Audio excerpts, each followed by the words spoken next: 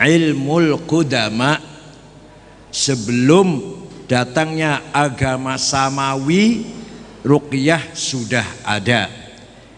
Dulu para ahli hikmah dari Yunani kuno, sebelum sejarah maqoblat tarikh, sudah melakukan kebiasaan ruqyah yang pernah dilakukan oleh Empedokles, Pythagoras, dan lain-lainnya sebelum Socrates, jauh sebelum Socrates.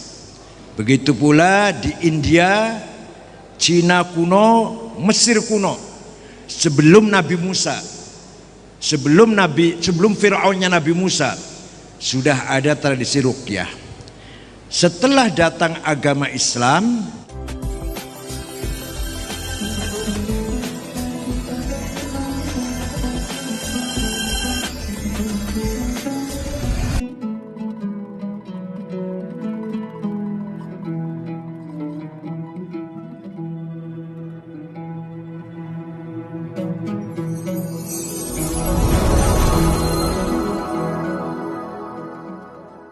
Ustadz Abdul Ghaffar, dipersilakan.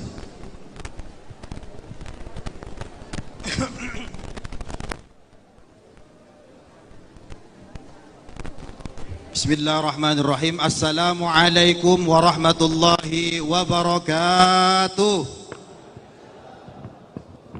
Naik gunung turun gunung, karena semuanya pakai pantun tadi itu.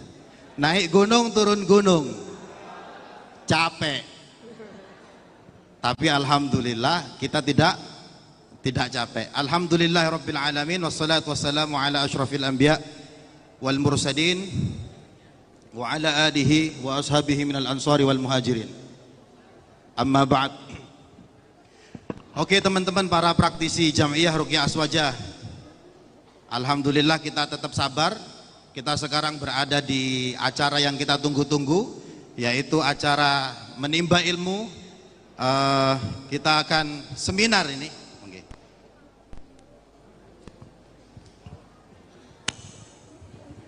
Oke. Ada dua tema yang akan disampaikan oleh pemateri. Yang pertama bertema tentang ruqyah dalam menangkal paham radikalisme di Indonesia, yang akan disampaikan oleh guru kita Dr. Insinyur Haidar Alwi MT. Kepada beliau kami persilakan untuk ke atas panggung, Dokter. Kemudian yang kedua, tema yang berikutnya yaitu ruqyah dan peradaban, yang akan disampaikan oleh guru kita Syekhona Profesor Dr. Kiai Haji Said Agil Siraj MA. Monggo Kiai. Nggih, nggih.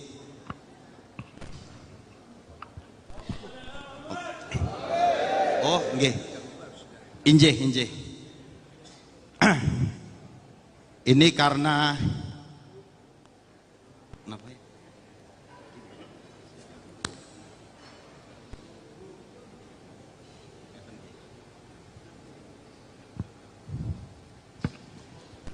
Oke, kita pertama terima kasih kepada dua pemateri kita yang luar biasa ini. Saya mohon maaf karena ini speednya agak kenceng karena pemateri kita Kiai Said Agil Siraj dan Haidar Alwi, ini waktunya terbatas.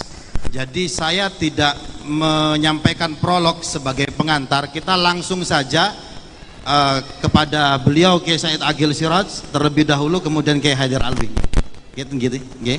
Tentang ruqyah dan peradaban, bahwa ruqyah itu senantiasa berperan penting dalam peradaban. Kemudian juga tentang ruqyah berperan penting untuk menangkal radikalisme terlebih yang ada di Indonesia. Kepada Buya Kiai Haji Said Agil Siraj kami persilahkan. Assalamualaikum warahmatullahi wabarakatuh. Bismillah, alhamdulillah, wassalatu wassalamu ala sayyidina Muhammad Rasulillah wa ala alihi wa sahbihi wa man tabi'a sunnatahu wa jama'atah min yaumina hadha ila yaumil ba'thi wan nahdah. Sahibil fadilah akhil azizil muhtaram, sahibil ma'had, amanatil ummah, al-karib ibnil karim, hadratis syekh Kiai Haji Profesor Dr. Asep Saifuddin Abdul Halim, atalallahu baqa'ah dhuhrannana wal ummah wa atala umrahu fi sihhatin daimah. Hadratil muhtaramah sahibatil fadilah Ibu Nyai Hajjah Mahfudhah Abdul Wahab, a'azzahallah. Dr. Jazuli yang saya hormati atas nama Gubernur Jawa Timur, Kiai Qolyubi, Ketua NU, Wakil Bupati Mojokerto, Gus Dr. Barra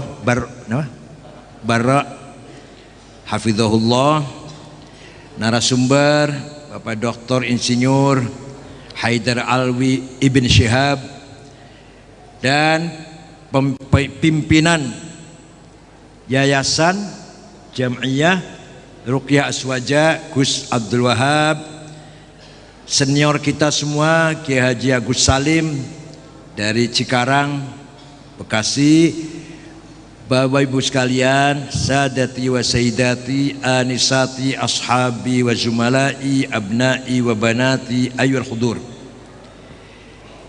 Ruqyah merupakan ilmul awail, ilmul qudama. Sebelum datangnya agama samawi, ruqyah sudah ada. Dulu para ahli hikmah dari Yunani kuno, sebelum sejarah maqoblat tarikh, sudah melakukan kebiasaan ruqyah yang pernah dilakukan oleh Ambadoglas, Pitagoras, dan lain-lainnya sebelum Sokrates, jauh sebelum Sokrates.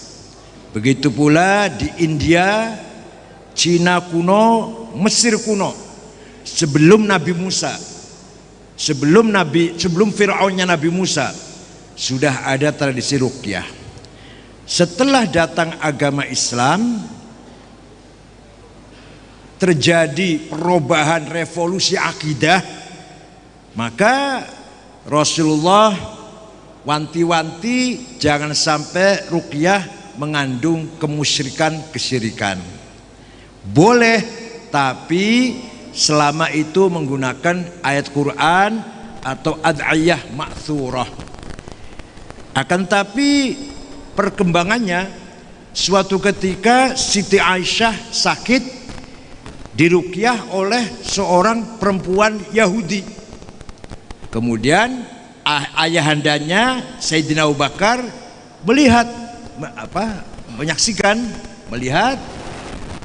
Abu Bakar tanya, apakah kamu meruqyah, wahai orang Yahudi, apakah kamu meruqyah dengan kitabullah?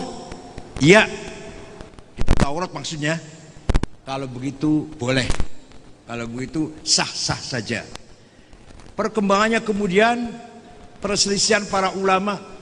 Kesimpulannya Imam Abu Hanifah membolehkan dengan sangat luas ruqyah dalam Islam, baik dengan ayat Quran, dengan ad'iyah ma'thurah, atau dengan bahasa yang bukan Arab. Kalau Syafi'i mensyaratkan harus Arab, Syafi'i. Abu Hanifah walaupun tidak dengan bahasa Arab boleh. Kenapa?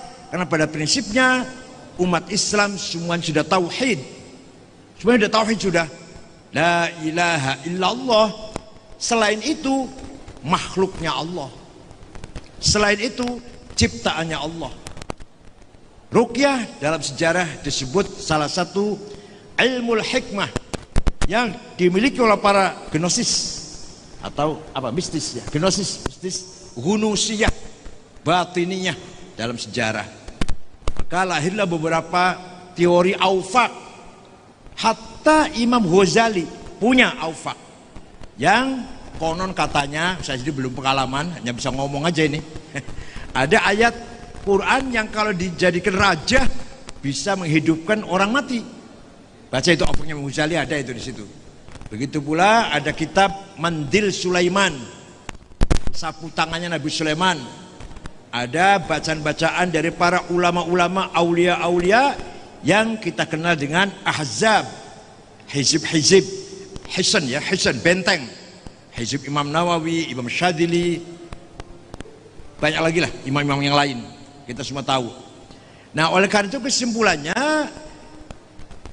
ruqyah merupakan khazanah hadariyah lil muslimin. Ruqyah adalah culture capital, ya, kapital budaya bagi kita umat Islam, wabil khusus orang ahli sunnah jamaah Nahdliyin. Maka kewajiban kita harus melestarikan, harus menjaga agar ruqyah terus ada langgeng ila yaumil.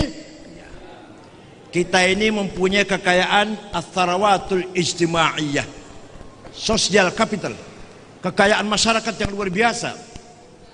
Pesantren sini Haja Amanatul Ummah santrinya 14.000. Itu nanti punya bapak dan ibu tambah 2 kan, berarti berapa itu? Berarti 14.000 kali ditambah ayah dan ibunya, mertuanya nanti kalau sudah pulang nikah santrinya punya anaknya lagi. Itu semua kiblatnya, kiblat pemikiran, marjiknya pada Kiai Haji Asep Saifuddin. Itu berapa itu? Itu berarti tsarawat ijtimaiyah. Belum santri Lirboyo, belum santri Sidogiri, belum santri-santri pesantren yang lain. Semua merupakan ats-tsarawatil ijtimaiyah, sosial capital yang harus kita pelihara. Jangan sampai berkurang, jangan sampai rugi. Modal ini jangan sampai rugi, justru harus untung.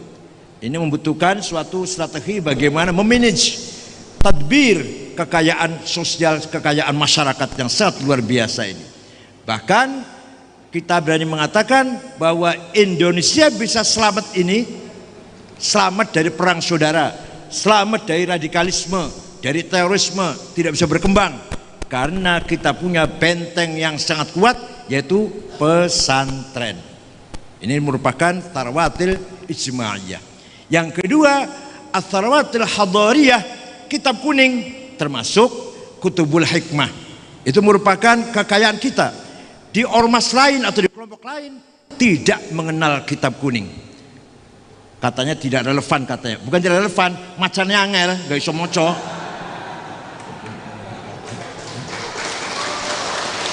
Apalagi masalah ruqyah harus tirakat. Karena harus tirakat, harus dilakoni. Males itu mereka ini. Nah, itu namanya tsarawwatil hadariyah. Coba saya baca Fathul Mu'in saja ya. Fathul Mu'in ini kitab kuno ini. Faslun fil jihadi wa huwa fardu kifayatin marratan fi kulli am wa anwa'uhu arba'atun itsbatu wujudillah wa iqamatu syari'atillah wal qitalu fi sabilillah wa daf'u darari ma'sumin musliman kana aw ghaira muslimin bil it'ami wal iksa'i wal iskani wa thamanid dawa'i wa ujratit tamrid. Coba kitab kuning masih relevan tidak kalau kita baca sekarang? Apa artinya? Pasal ini menjelaskan jihad. Jihad hukumnya fardu kifayah. Ada 4 macam. 1. Itsbatu wujudillah ay iqamat hujajin diniyatin naqliyatan au aqliyah nisbati wujudis shani'. Mari mengajak masyarakat agar beriman, iman yang argumentatif, iman yang punya argumen hujah, baik itu argumen tekstual nakliyah atau rasional akliyah. Mari kita ajak masyarakat agar beriman yang berkualitas.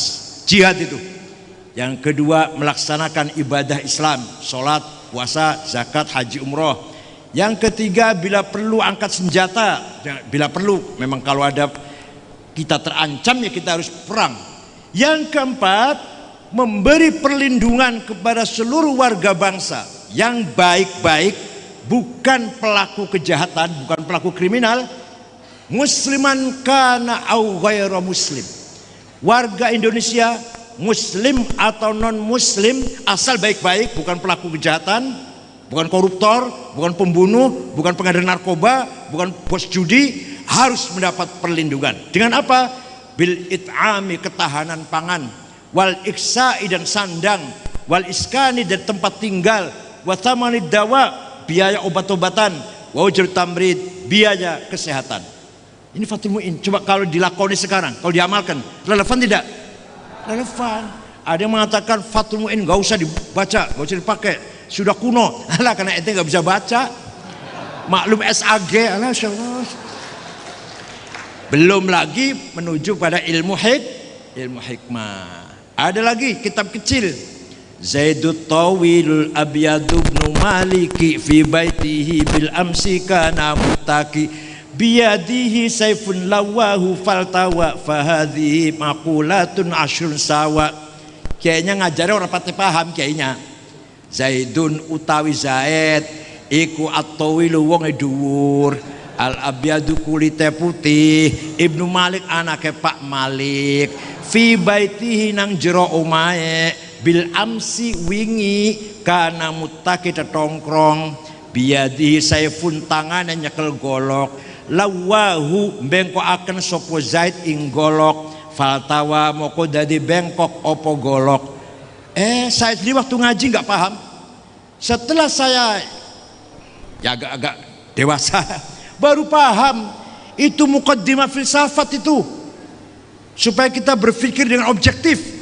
Zaidun esensi, at-tawilu quantity, al-abyadu quality, Ibnu Malik relasi, fi baiti place, bil amsi time, kana muttaki posisi, biadi saifun to have, lawahu aksi, faltawa reaksi. Ya Allah. Ketika kita menilai seorang dengan objektif, siapa dia? Gus Dur. Seperti apa Gus Dur itu? Posturnya dulu, posturnya, kualitasnya, anaknya siapa, pernah jadi apa, kapan, gimana, apa aksinya, apa reaksinya. Ya Allah, ini namanya menilai seorang dengan objek. Itu dengan Zaidut Tawilul Abyadu ibnu Maliki fi baitihi bil amsi kana muttaki biyadihi saifun lawahu faltawa fahadhihi maqulatun ashrun sawa. Belum lagi ilmu hikmah yang diamalkan oleh para wali. Jadi ringkas cerita, ini kalau nggak ringkas 2 tahun cerita ini. Prabu Siliwangi, Raja Pakuwon Pajajaran, namanya Pangeran Pamanah Rasa, mendengar ada agama baru yang dibawa oleh Syekh Hasanuddin, orang Cina Hasanuddin itu, di Rengas Dengklok Kerawang, sebelah utara pantai. Beliau ahli qiraat Quran, maka disebut Syekh Qura, ahli qiraat. Prabu Siliwangi dari selatan, dari daerah Ciamis, Kawali, berangkat ke utara, mau saya bunuh ini, apa ini agama baru. Sampai di sana ada santrinya perempuan sedang baca Quran, suaranya enak, lagunya enak, dilihat kutilang kuning tinggi langsing. Insyaallah. Ini golek aneh lagi. Namanya Subang Larang, langsung klepek-klepek. Jangankan wong bunuh, malah jatuh cinta, ngelamar. Untuk saya saja Kiai Haji, Pak Haji, ya silakan, syaratnya kamu masuk Islam. Udah masuk Islam. Nah, ada mas kawinnya apa? Lintang kerti tasbih. Udah saya cari pasar, nggak ada di sini, di sana di Arab adanya. Udah saya terbang. Sampai sudah nggak kuat itu, sudah ngebet banget. Keluar dari rumahnya Syekh Qura menuju pesisir, Hong. Biasanya terbang, kalau ngomong Hong itu macet. Hong, orang nggak bisa terbang. Hong, macet. Kata Syekh Qura, kalau mau terbang, karena kamu sudah Islam, Bismillahirrahmanirrahim. Hong, Hongnya dibaca. Nur dia. Bismillahirrahmanirrahim. Hong, terbang. Ringkas cerita, nggak lama datang bawa tasbih, terjadi pernikahan Prabu Siliwangi dengan muslimah namanya Subang Larang binti Ki Gede Tapa, dari Cirebon aslinya, bukan dari Mojokerto, dari Cirebon. Nanti akan punya anak nomor 1 namanya Walang. Beda-beda tapi semuanya soleh semua, orang baik-baik lah. Diambil semua ilmunya ini. Nah, kata bapaknya, kalau kamu ingin sakti, Sana cari guru, jangan sama ibu, cari guru yang hebat-hebat. Maka dia berguru pada Dampu Awang atau Ki Ageng Naga, dan lagi pergi ke Danustela atau ke Gede Alang-alang atau Danuwarsih, kemudian pergi lagi Syekh Nurjati atau Syekh Datul Kahfi atau Pangeran Cakrabuana dari Cirebon, dan pergi lagi ke Syekh Kuro.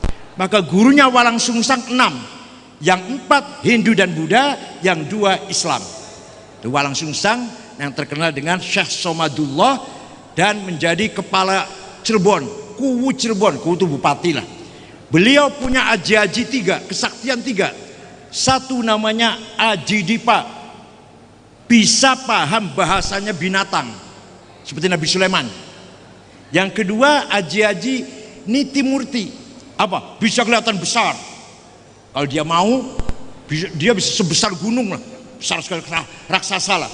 Namanya Aji Nitimurti. Yang ketiga Aji Halimun, bisa menghilang. Ini mudah-mudahan ini orang rukyah ini bisa ngilang semua ini. Tapi hati-hati nanti ilmunya Halimun untuk menghabiskan Alfamart nanti. Itu Walang Sungsang yang sakti mandraguna, putra Prabu Siliwangi dari ibu yang muslimah namanya Subang Larang. Kemudian anak yang ketiga namanya Syekh Rahmatullah yang menjadi raja di Garut, namanya Prabu Kian Santang, yang nanti akan mengislamkan seluruh suku Sunda, kecuali ada satu patih nggak mau Islam tapi nggak ganggu Islam, namanya Patih Pucukumun, tetap memegang agama Karuhunan Sunda Wiwitan, dan sekarang masih ada di mana? Suku Baduy di Lebak atau Malimping, Lebak, Banten. Yang terakhir anaknya perempuan namanya Rara Santang atau Syarifah Mudaim, dinikah oleh Habib dari Gujarat namanya Habib Abdullah Azmat Khan. Nanti punya anak Syarif Hidayatullah Sunan Gunung Jati. Jadi Syarif Hidayatullah itu kalau dari ibunya cucu Prabu Siliwangi, Prabu Pamanah Rasa. Tapi kalau dari ayahnya min ahlil bait Azmat Khan. Ada yang bilang, "Alah, Azmat Khan itu bukan Habib." Habib berpore penting Sunan Gunung Jati, Azmat Khan. Enggak penting mau Habib mau enggak. Yang penting Azmat Khan, yang penting Sunan Gunung Jati, Sunan yang telah berhasil mengislamkan seluruh Jawa Barat. Caranya gimana? Nah, caranya antara lain jampi-jampinya orang Cirebon dimacetkan, kecuali seperti tadi itu, Hong tadi itu, kecuali dimulai dengan Bismillahirrahmanirrahim, diakhiri dengan La ilaha illallah Muhammadur Rasulullah. Kalau ada orang, kalau ente mau dipanggil polisi, panggil Kapolsek dan Ramil, baca Bismillahirrahmanirrahim. Gajah warak macan galak anak-anak ilam beku teka wedi teka gemeter sekabe ongkang krungu omongku la ilaha illallah Muhammadur Rasulullah. Nanti dan Ramil yang tadi mau marah lemes jadinya, masya Allah. Ada lagi Bismillahirrahmanirrahim. Bis teguh mil kuat la rosa, teguh kuat rosa kersana Allah. Bis teguh mil luput laura papa, di bahasa Cirebon ora papa. Oh, jangan diganti ora popol, nanti enggak menjarap. Ora apa. Teguh kuat ora luput ora papa kersana Allah. Bis teguh mil kuat. Gimana terusnya? Tan Budiana. Ya, siratan Budiana. Ini kesaktian yang luar biasa. Dengan baca Bismillahirrahmanirrahim diperencil-perencil. Bis teguh mil kuat lah rosa, was teguh kuat rosa kersane Allah. Bis teguh mil luput lah ora apa-apa, teguh kuat ora apa-apa kersane Allah. Bis teguh mil tan budiara ganira. Jadi kamu nggak ini cerita bukan ijazah, bukan. Ini cerita. Wah, apalagi kalau punya istri lagi lari-lari, bacakan Bismillahirrahmanirrahim, tila-tili jabang bayanak yang peliwat dan seterusnya loh, udah. Bisa tergila-gila nanti istri itu. Walhasil kesimpulannya kita bertanggung jawab melanggengkan tharawatunal hadariyah, khazanah, kekayaan khazanah peradaban kita. Biarkan orang lain tidak mau, kita mau. Biarkan orang lain gak doyan, kita doyan. Bukan hanya doyan, kita pertahankan. Dan kalau saya tadi ditunjuk menjadi pembina dengan Habib Alwi, Haidar Alwi dan Kiai Asep, saya siap untuk mempromot rukyah-rukyah ini ke dokter-dokter Cina. Di sana RT tidak meninggalkan perobatan tradisional di samping medis. Jepang, jadi budaya Cina terjaga. Sekarang kita menghadapi serangan budaya global, kita bertahan pada budaya kita, insya Allah kita bermartabat. Wa innamal umamul akhlaqu ma baqiyat fa inhum dhahabat akhlaquhum dhahabu. Martabat umat bangsa tergantung budayanya. Budayanya terhormat, martabat tinggi, budayanya hancur, martabatnya hancur. Timur Tengah agamanya benar agamanya. Suriah, Irak, Libya, Yaman, Afghanistan, tapi budaya hancurlah martabatnya. Jepang agamanya nggak jelas. Yahudi bukan, Kristen bukan, Islam bukan, Hindu bukan, Buddha bukan, Konghucu bukan, Shinto, tapi budayanya tinggi, bermartabat bangsa Jepang itu. Jadi mari kita syukur-syukur agamanya Islam, Ahlussunnah wal Jamaah, kaya dengan budaya, kaya dengan kelebihan-kelebihan yang membedakan antara kita dengan yang lain. Ini antara lain dengan kekayaan kita, ruqyah yang kita jalankan ini. Insyaallah ala barakatillah, ala ma'unatillah, wa fi dhimmatillah wa kana fi. Kita selalu di dalam genggaman Allah.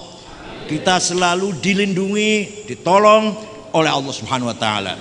Tapi jangan lupa kalau kita baca doa harus dimulai dengan sholawat, dipungkasi dengan sholawat. Sholawat itu pasti diterima. Dimulai dengan sholawat. Kemudian tengah-tengahnya minta apa sajalah. Minta istri cantik, minta istri minta istri kaya. Nah terus diakhiri dengan sholawat lagi. Itu mudah-mudahan dengan adanya dua sholawat awal dan akhir, sing tengah-tengah ini terkabul juga. Sholawatnya pasti terkabul. Sing tengah-tengah itu loh, mudah-mudahan kecangkin oleh sholawat. Itu. Makanya Kiai kalau berdoa pasti dimulai dengan Allah Sayyidina wa habibina syafiina wa habibina karminatuna wa Muhammad, kan gitu. Nanti diakhir dengan wa sallallahu ala, kan itu. Artinya apa? Sholawat di awal, sholawat di akhir akan menarik yang tengah-tengah. Kita minta apa? Minta kaya, minta laris, minta pangkat, minta selamat, minta sembuh, dan seterusnya. Saya kira itu saja. Diteruskan oleh Habib Haidar Alwi bin Syihab, insinyur doktor dari ITB, tapi juga memahami tentang ruqyah ini. Syukran wa dumtum fil khair barakati wan najah. Selamat bermunas ya. Mudah-mudahan menghasilkan keputusan yang bermanfaat. Syukran wa dumtum fil khair barakati wan najah. Wallahu a'lam bishawab. Wassalamualaikum warahmatullahi wabarakatuh. Alhamdulillah, terima kasih Kiai yang tadi setelah menjelaskan panjang lebar betapa ruqyah itu senantiasa berjalan bersama dengan peradaban, dan kita tadi dipesani untuk senantiasa menjaga hasanah kekayaan peradaban kita. Tadi juga disampaikan kita sudah diijazahkan mantra-mantra Jawa. Hafal nggih? Kalau nggak hafal satu mantranya wesi ya wesi. Nah, tenan. Ini mohon maaf karena tadi sudah dibisik-bisiki Habib Dr. Insinyur Haidar Alwi juga ini dikejar-kejar waktu. Jadi saya tidak menyampaikan prolog Habib, kalau langsung persilahkan untuk menyampaikan. Yun sewu. Saya berdiri aja. Bismillahirrahmanirrahim. Assalamualaikum warahmatullahi wabarakatuh. Karena jam 10 malam nanti saya masih ada kesibukan, jadi jam 19.40 saya harus segera berangkat. Jadi saya ringkas saja. Saya ingin, ini agak grogi sedikit di depan guru saya, ayah saya, abang saya, segalanya buat saya nih Kang Said ini dari dulu. Jadi gini, saya ingin menambahkan betapa pentingnya sholawat. Jadi Allah, sedikit aja, Allah itu saat memerintahkan umatnya untuk sholat, untuk zakat dan lain sebagainya, itu selalu aqimis sholat, zakat dan lain sebagainya, haji. Tapi pada saat Allah memerintahkan hambanya untuk bersolawat, itu dimulai dari Allah. Lihat ayatnya, innallaha wa malaikatahu. Jadi Allah duluan. Kalau sholat enggak, sholat, puasa dan lain sebagainya itu selalu disebutkan, wahai orang-orang yang beriman, sholatlah kamu, wahai orang beriman, puasalah kamu. Tapi kalau sholawat enggak, innallaha wa malaikatahu, Allah dan seluruh para malaikat.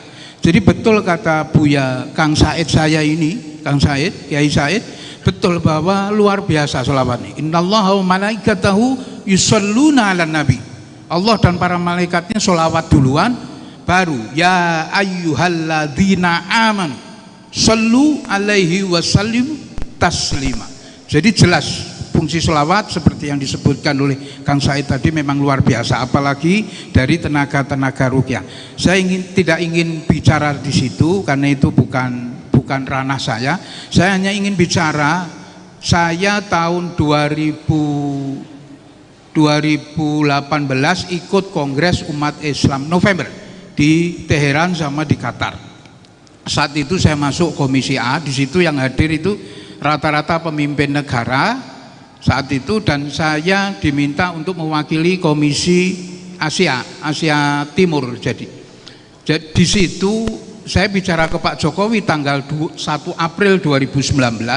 Saya bilang pada saat saat kongres itu diputarkan film, film ini. Saya ingin cerita sedikit tentang bagaimana Indonesia kita ini diputarkan satu film tahun 2016. Pernah ISIS laknatullah itu mengadakan, kalau saya bilang ISIS itu laknatullah dan jenggot asu, maaf jenggot asu. Jadi ISIS itu jenggot asu ini mengadakan satu lomba, ada 167 orang dijejerin, ditengkurepin begini. Habis itu ada wasitnya 3 orang di ujung sana. Begitu disemprit gitu, Al-Gujurnya datang minggir begini, mohon maaf, mungkin kepala rambutnya kan ditelungkepin begini, rambutnya ditarik, habis itu digorok, setelah putus lehernya ditaruh di depan leher yang sudah putus. 167 orang yang dieksekusi itu, wasitnya 3 orang itu keliling kayak Indonesian Idol itu, nilai, gong pengumuman. Nomor 1, 2, 3 paling sadis dari Indonesia. Jangan main-main dengan radikalisme di Indonesia. Nomor 1, 2, 3 paling sadis dari Indonesia. Itu real. Jadi ini saya bilang yang bisa menangkal radikalisme di Indonesia itu hanya satu. Siapa? NU. NU yang hanya bisa menangkal radikalisme, terutama yang berguru kepada Kang Said, maksud saya itu. Kalau yang nggak berguru dengan Kang Said susah. Jadi NU yang hanya bisa. Nah, kembali ke Ruqyah Azwaja ini, Jamiah Ruqyah Azwaja, saya ada tulisan, ada 10. Kalau saya sebutin satu-satu di sini nggak sempat. Saya minta tadi Pak Ketua Panitia untuk saya PDF-kan, nanti di print, tolong dibagikan. Jadi intinya begini, kenapa kita harus mempertahankan mati-matian Indonesia kita ini dari para jenggot asu? Kenapa? Pertama, saya ini S1 elektro, S2 elektro, ambil pembangkit di Schenectady di Amerika. Jadi latar belakang saya fisika semua. Jadi kalau kita bicara masalah jin, itu bicara masalah elektron. Jadi kalau kita belajar, belakang kita ini ada namanya kayak tulang belakang, itu paralon, kayak paralon. Isinya di dalam paralon ini adalah 6,8 miliar saraf. 6,8 miliar saraf. Saraf ini dari tulang belakang naik, masuk langsung ke otak. Nah, 6,8 miliar saraf ini, otak itu kita begini aja ini, begini. Itu 18 juta saraf yang diperintah oleh otak untuk bergerak. 18 juta. Nah, saraf kita ini kayak kabel serit 6,8 miliar ini, isinya apa? Isinya adalah darah dan elektron. Elektron itu apa? Elektron itu arus listrik sebetulnya. Jadi yang menggerakkan kita ini bukan hanya darah doang, ada elektron di situ. Itu fungsi dari ruqyah yang ada. Saya nanti sebetulnya kalau bicara begini seminggu juga nggak kelar-kelar, panjang. Saya sedang nulis satu disertasi masalah korelasi antara teori Einstein, Stephen Hawking dengan ilmu gaib. Nanti bukunya mungkin akhir tahun ini keluar. Jadi begini, kalau salah kabel yang lewat di sini itu elektron, kenapa kita disetrum mati? Disetrum itu sama persis dengan kita diinjek darah ribuan liter. Jadi karena ada arus elektron yang masuk ke dalam tubuh jumlahnya banyak, maka kita meninggal. Seperti kita disuntik darah langsung diinjek di sini, satu tangki minyak bensin itu, satu tangki besar itu, truk itu diinjek langsung, kan kita mati. Nah begitu juga dengan listrik tadi. Nah listrik ini kalau kita bicara, kita korelasikan, ada korelasinya. Di Quran surat Jin ayat 6 kita bicara bahwa memang ada orang-orang tertentu yang bekerja sama. Tapi di sini lagi saya teliti kenapa Allah menyebut jin di situ bekerja sama adalah laki-laki dari golongan jin dan laki-laki dari golongan manusia. Kenapa disebut laki-laki? Itu lagi saya pelajarin. Kenapa yang bisa kerjasama dengan jin itu hanya laki-laki manusia dan hanya laki-laki dari pihak jin. Itu ada di Quran surat Jin ayat 6. Nah kembali ke ruqyah tadi, saya keliling Indonesia banyak mendapati para jenggot asu itu langsung membid'ahkan teman-teman kita, saudara-saudara kita dari NU. Kamu ruqyah itu haram hukumnya. Kenapa? Karena kamu tahlilan, karena kamu ke kuburan, karena kamu kemana-mana, itu haram hukumnya, makanya jadi penyakit. Dan ini yang hanya bisa melawan adalah Jamiah Ruqyah Azwajah. Ke depan ini, nggak ada yang lain. Saya tadi bicara ke Pak Ketua Umum bahwa Jamiah Ruqyah Azwajah ini adalah masa depan bangsa. Bisanya kalau kita bicara masalah penjagaan fisik, itu ada Banser. Tapi penjagaan fisik dan non fisik itu ada di JRA. Itu aja. Jadi yang harus kita jaga. Nah sekarang kembali, kenapa Indonesia kita ini harus kita jaga? Indonesia kita ini pada saat saya kongres itu, kata teman-teman 176 negara, bukan Islam aja di situ, dia bilang, Pak Haidar, Indonesia ini adalah negara terkaya di dunia. Saya tambahin waktu ketemu Pak Jokowi, saya bilang di dunia dan akhirat, saya bilang gitu. Kenapa saya bilang terkaya di dunia? Jadi begini, dalam saya ilmu fisika, dalam ilmu fisika itu ada kalau benda lingkaran kita puter kenceng, habis itu kita lempar glitter acak, atas, bawah, tengah dan lain sebagainya. Begitu berhenti kita puter lagi, maka yang terjadi apa? Glitter itu akan berjejer di poros lingkaran tengah tadi, lingkaran. Nah bumi kita ini sudah 3,5 miliar tahun berputar. Artinya apa? Ke depan ini saya sedang nulis buku, pembimbing saya salah satunya ada profesor dari universitas di London, itu juga menyatakan begitu. Ke depan ini yang berjalan adalah persatuan antara gaib, ilmu gaib dan ilmu dunia itu dipersatukan, dan itulah yang akan berjaya ke depan ini mengatasi seluruh problem yang ada di dunia. Jadi berpikir, kembangin Jamiah Ruqyah Azwajah ini, JRA ini sebagai salah satu yang terkuat penjaga gerbang kerukunan beragama di Indonesia dan kerukunan bermasyarakat di Indonesia. Kita lihat ada di Quran di surat Al-Buruj. Al-Buruj itu, di surat Al-Buruj itu jelas. Jadi ada satu kaum yang dihabisin betul oleh orang Yahudi, kan namanya kaum dari kita. Sedangkan Habib Haidar berpesan bahwa sesungguhnya kekayaan sumber daya alam Indonesia ini luar biasa. Ketika orang ingin mengopiok-ngopiok Indonesia, ini caranya macam-macam. Yang ditemui oleh praktisi JRA, seringkali kelompok-kelompok takfir Habib itu ketika melihat orang kesurupan ditanya, kamu tahlil ya, kamu istighosah ya, dan lain sebagainya. Itu karena makanya kamu kesurupan. Nah, ini dikonter oleh teman-teman praktisi JRA Aswaja. Justru dengan tahlil, justru dengan istighosah, justru dengan nariyah sembuh. Sehingga yang tadinya ini mau mengopiok-ngopiok sumber daya alam Indonesia dengan cara-cara semacam itu nggak berhasil.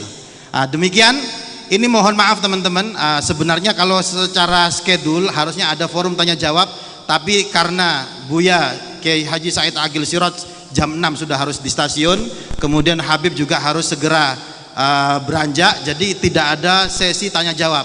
Tapi paling tidak kita memohon doa dari Buya Kiai Said Agil Siraj, tidak hanya pada forum ini Kiai, misalkan panjenengan habis sholat dan sebagainya tiba-tiba terlintas JRA, tolong didoakan kepada kita Kiai. Akhirnya karena waktu sudah habis, wallahul muwaffiq ila aqwamit thoriq. Terima kasih kepada narasumber, sampai ketemu lagi insyaallah selamat di jalan. Assalamualaikum warahmatullahi wabarakatuh.